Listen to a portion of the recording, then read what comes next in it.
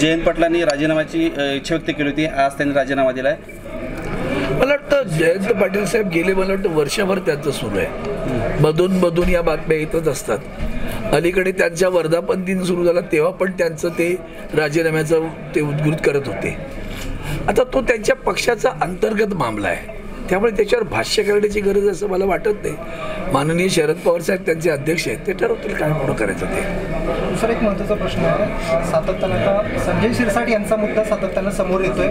संजय शिरसाटांनी संजय राऊतांना बोलताना मानहानीची नोटीस पाठवू असं सुद्धा सांगितलं. महाराष्ट्रातला मोठा विनोद, मान असेल तर हानी होईल ना. त्यांना मान आहे का?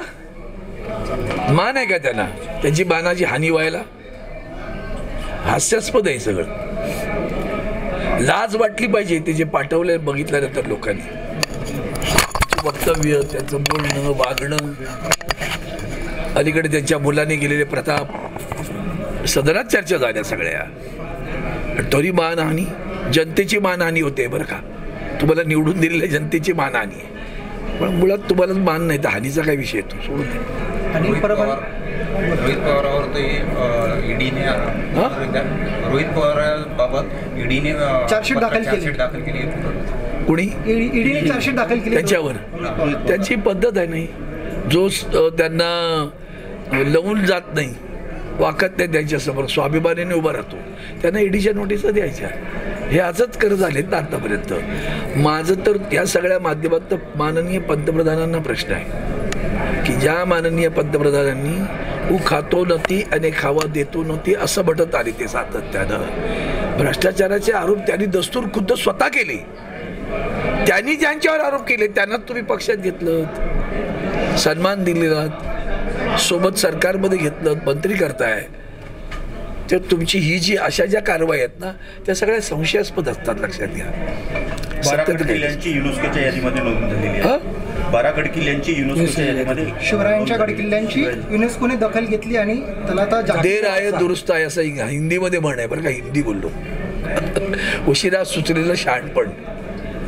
ते सुद्धा खरं तर आत्ता 2-3 दुर्घटना एवढ्या घडल्या की एका किल्ल्याची ते आर्किओलॉजिकल डिपार्टमेंट आहे, त्यांनी डागडुजी करायला घेतलं, त्याचे बुरुजच कोसळले सगळे. छत्रपती शिवरायांचा पुतळा सिंधुदुर्ग जिल्ह्याच्या राजगडावर उभा केला, तो पडला. त्याच्यानंतर त्याचं दुःख प्रचंड आहे, वेदना आहे, राग आहे. दुसरा उभारला, पुन्हा जमीन खचली. पापी लोकांच्या हातून ते उभं राहायला पण तयार नाही आहेत, असाचा अर्थ आहे. लक्षात आलं का? जनसुरक्षा विधेयक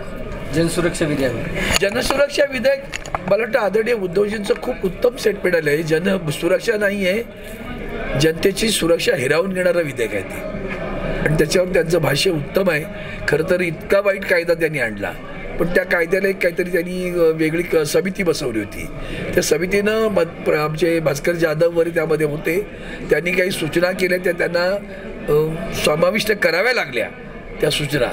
म्हणून तो अतिशय टोकाचा घाणेरडा असणारा कायदा कमी घाणेरडा पण घाणेरडाच आहे आजही कायदा झाला एवढं लक्षात. आणि पुन्हा बहुमत आहे ना, बहुमताच्या जोरावर केलेला आहे तो. एकमताने झालेला मंजूर झालेला कायदा नाही, याची महाराष्ट्राने सुद्धा नोंद घ्यावी.